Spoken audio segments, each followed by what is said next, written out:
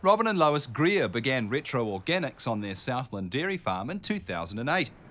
We met them in 2011 and returned this year to find out how they were progressing with their business. Robin and Lois are working with their son Brendan, as well as daughter Catherine, and now make a range of organic cheeses and yoghurts, as well as lactose-free yoghurt and milk. We started Retro Organics because we wanted to produce good natural food, unadulterated, no additives, just as close to natural as we could. Our son Brendan, about 3 years ago, he said if a job came up he wanted to come back onto the farm, but he didn't want to milk cows, so that meant it was pretty limited as to what he could do. But we actually had an opportunity to lease this other farm, so he came back and actually managed this support unit for us for about 18 months.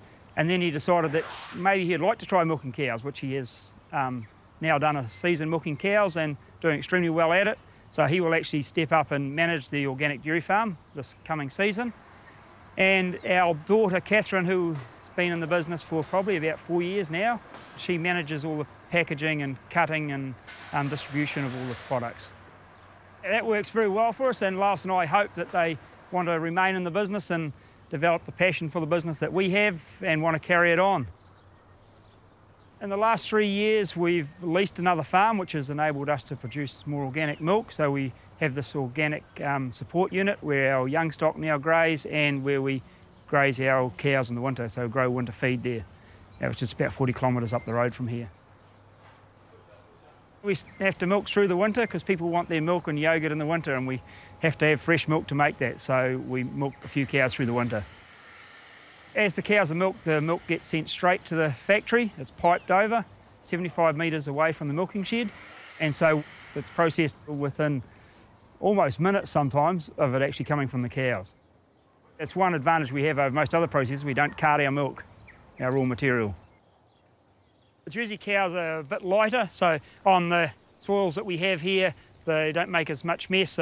Easier to manage the soils with lighter cows, so they don't do the damage in the winter. So these cows behind us, though, get milked through the winter to supply our milk and our yoghurt through the winter. And we make the cheese in the spring and summertime when we have the bulk of the cows in. All pasture fed through the winter with a little bit of baleage, and sometimes if the weather gets bad we put a little bit of barley into them just to help the energy levels. The cows that are in milk don't go on Swedes or Chow-Molia because it will taint the milk, and so you would actually taste the Swedes and the Chow-Molia in your milk or your yoghurt. So we can't feed these milking cows on the winter brassicas. I look after groups that come to the factory for visits, staff relations, human resources, and as an owner, just whatever needs doing at the time.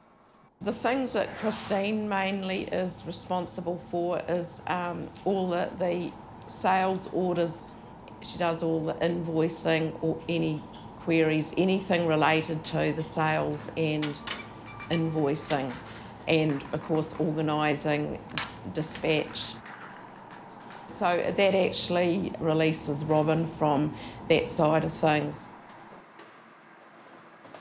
We're all the time looking at making things more efficient. So with the yoghurt filling, what Ellen and Catherine are doing in the background, that used to be 4 people used to do that. Next week we're hoping to have it down to just 1 person operating that whole machine.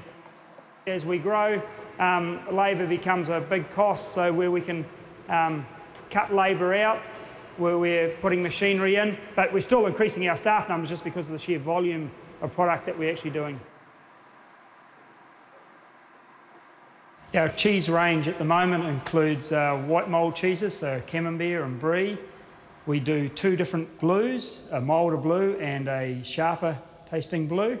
And then we have a range of cheddars, which include a sage flavour, a cumin flavour, and your mild, tasty and vintage. And to add to that, in the last couple of years, we've added a Pinot Noir cheddar and a port cheddar, which has certainly attracted a bit of interest. We do fetas, halloumi, and our farmhouse cheddar, which we won the gold medal at the New Zealand Cheese Awards this year with.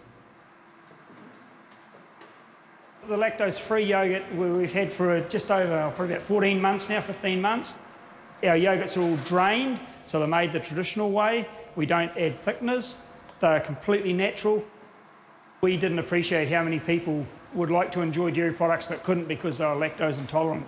And so the lactose-free yogurt has actually been a big hit. We've had a lot of very positive feedback about it. So it's exciting producing a product and knowing you're actually producing something that people really enjoy and really appreciate having now.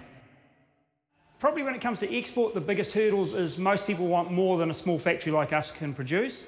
So it's finding people who really just want that niche products rather than bulk supermarket products. And then the next biggest challenge for us, I guess, within the New Zealand market is actually getting out there and marketing it. It's actually having the time. When you're growing a business like we are, it's so easy to get tied up in the business and you don't get out there on the road. Like, that's the last thing that happens, whereas that's probably what we need to do more of, is be out on the road doing more marketing. Our family coming back into the business, and also we're hoping to have an operations manager in the factory so that I'm freed up from the factory as well, so that I can actually get out there and do these important things that need to happen. It's no use producing something if you can't sell it. I guess the most satisfying for me is knowing that, we produce the grass right through to the end consumer, and then getting feedback from the end consumer appreciating the product that we produce. And I think that's something that a lot of Kiwi farmers miss out on. They produce some of the best food in the world, and yet they don't have that final contact with the consumer at the end, whereas we get regularly getting feedback from the consumer. It's very satisfying producing a product that people actually enjoy.